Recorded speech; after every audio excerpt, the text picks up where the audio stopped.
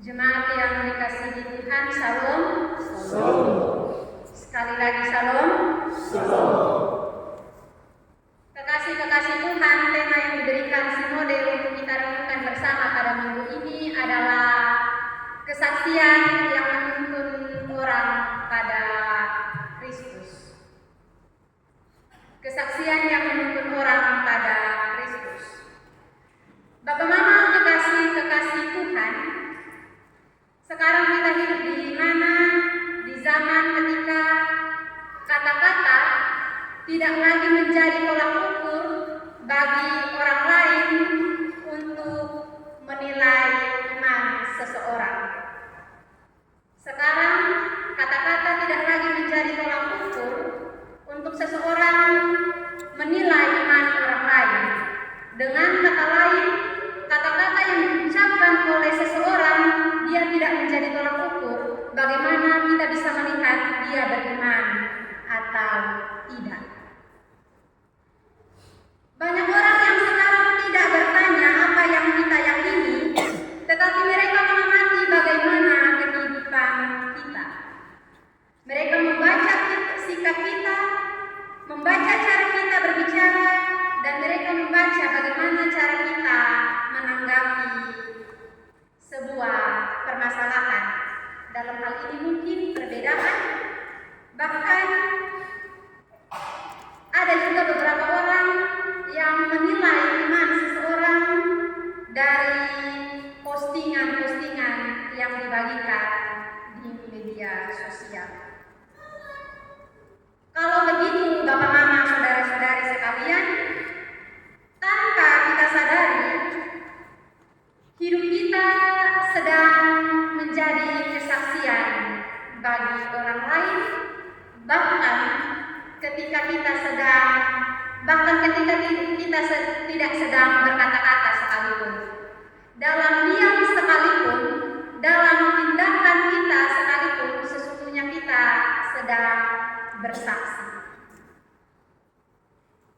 Bukan hanya di gereja, tetapi dalam setiap ruang kehidupan kita, tindakan kita itu bisa menjadi kesaksian bagi orang lain, dan kesaksian tersebut apakah membuat orang lain mengikut Kristus, apakah membuat orang lain melihat bahwa Kristus sedang hidup dalam diri kita, ataukah membuat orang berhenti mengenal Kristus karena mereka tidak melihat Kristus dalam perbuatan kita.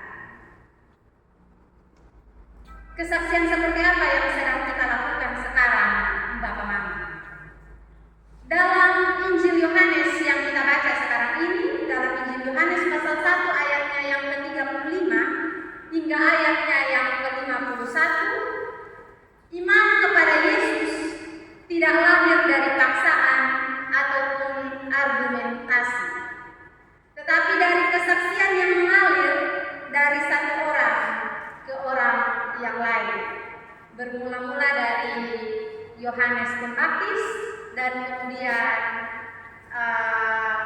mengalir ke pengikut Yesus yang lain.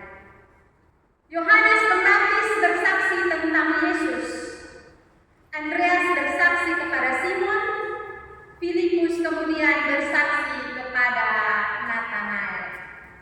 Namun ada kejujuran juga yang kita temui dalam teks ini, Bapak Mama. Nathanael meragukan Yesus karena Yesus orang Nazaret. Kalau kita baca secara seksama, Yesus juga dia ditolak di Nazaret, di mana tempat asal Yesus, dia ditolak di sana. Kalau begitu kita bisa menarik kesimpulan bahwa kadang orang bisa melihat kesaksian kita dari kehidupan kita di masa lalu.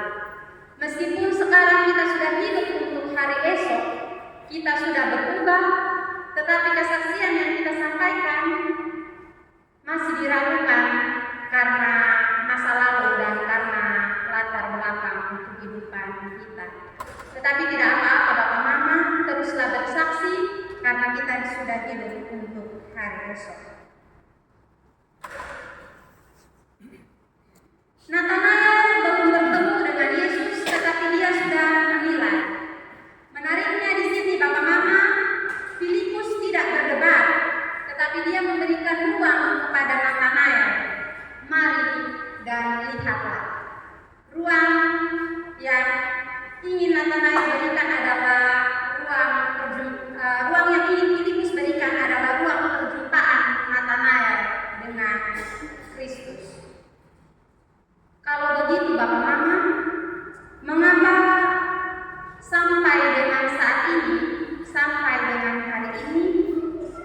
kesaksian kita sangat menentukan iman kita.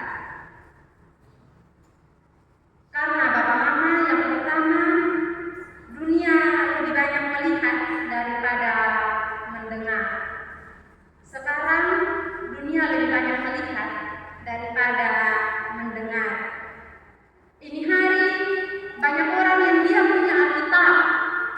Dia punya Alkitab mungkin ada 2 atau 3, tapi dia sudah baca itu Alkitab, tapi dia baca orang yang hidup dalam gereja pun kehidupan. Jadi sudah heran kalau ada orang yang bilang percuma tiap minggu di gereja, percuma tiap hari tidur bangun dalam rumah Tuhan, tapi hidup sudah sesuai dengan kehendak Tuhan. Itu jangan heran Bapak Mama, karena sekarang orang sudah baca Alkitab, tapi suka baca orang kehidupan. Oh, ini orang yang kehidupan sesuai dengan kehendak Tuhan personal. Oh, ini orang dia pernah tua dalam gereja, tapi dia suka bangalai dengan dia istri atau dia suami. Oh, ini orang dia pernah tua, tapi dia suka minum mabuk dan lain sebagainya. Tapi bukan berarti penatua-penatua yang ada di Getsemani Garis Timur seperti itu ya Bapak Mama. Saya tidak ada yang seperti itu ya. Orang-orang mungkin sudah datang di gereja, tetapi dong lihat bagaimana kita memperlakukan orang lain yang katanya orang-orang yang rajin di gereja. Bagaimana kita berbicara dengan orang lain, bagaimana kita bersikap, dan juga bagaimana kita memposting suatu hal di media sosial. Apa yang kita lakukan? Sesungguhnya kita sedang menyaksikan kepada dunia bagaimana iman kita. Jadi jangan bilang, beta hati ini bersih, hanya memang dari mulut ini begini. Orang yang punya hati bersih pasti akan mencerminkan itu melalui tutur kata, melalui tindakan. Orang yang benar-benar baik, orang yang benar-benar beriman kepada Tuhan, tentu akan mewujud nyatakan itu dalam kehidupan hari lepas hari.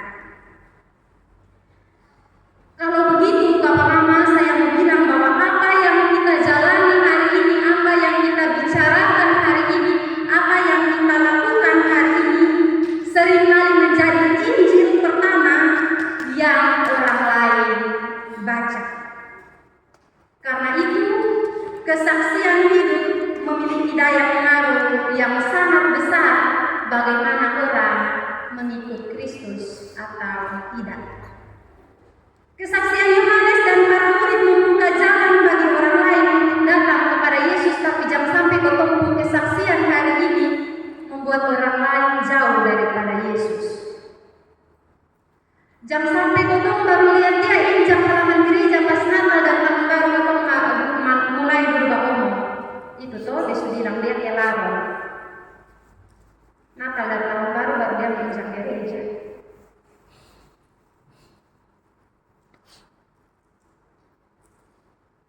Kisah tentang domba yang hilang sudah ditemukan oleh Yesus. Tinggal bagaimana kita mempertahankan persekutuan yang ada melalui ucapan kita dan melalui tindakan kita.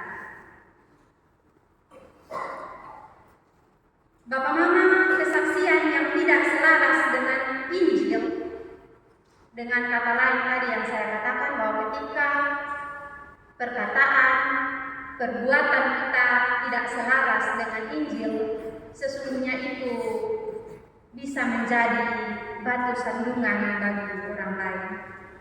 Orang bisa menolak Kristus bukan karena mereka tidak pernah mendengar Injil, tetapi karena mereka melihat kesaksian hidup kita yang tidak mencerminkan Injil itu.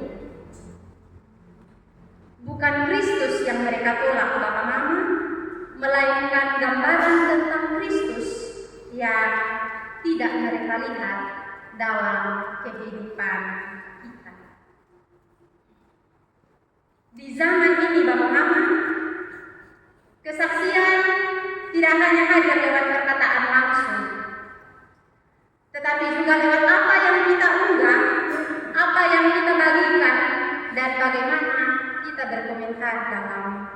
media sosial. Media sosial juga menjadi ruang kesaksian yang nyata bagi kita sekalian. Sebuah unggahan yang penuh amarah, cacian, dan makian, satu komentar yang kita keluarkan untuk merendahkan orang lain dapat melukai hati orang yang mungkin dia sedang mencari Tuhan. Sebaliknya, sikap yang tenang, bijaksana, dan penuh kasih dapat menjadi pintu pengharapan atau dapat menarik orang kepada Kristus karena mereka melihat hidup kita selaras dengan Injil. Kesaksian bukan tentang memenangkan perdebatan Bapak Mama atau membuktikan bahwa kita lebih benar dari orang lain. Membuktikan kehidupan kita lebih benar daripada orang lain karena sejatinya membandingkan dua kesalahan yang sama tidak akan pernah membuat kesalahan itu menjadi benar. Kesaksian Kristen lahir dari kerendahan hati, menerima orang lain tanpa membeda-bedakan, dan dari kesediaan untuk hidup sesuai dengan Injil yang kita baca, bukan hanya berbicara tentang Injil. Injil itu kabar baik, Bapak Mama. Jangan sampai kita membuat Injil menjadi kabar buruk bagi orang lain. Tetapi ada juga ya Bapak Mama ya, ketika kita menyampaikan Injil itu, Injil yang kabar baik itu, dia bisa menjadi kabar buruk bagi orang-orang yang sedang hidup tidak sesuai dengan Injil. Jadi ketika kita menegur kesalahan orang lain dengan baik, bisa jadi orang itu tersinggung, bukan karena Injil itu salah, tetapi karena sesungguhnya dia sedang tidak hidup sesuai dengan Injil.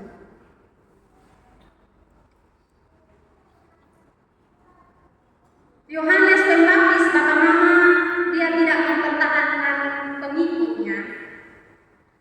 Mereka menuju kepada Yesus dan memberi ruang bagi Tuhan untuk bekerja.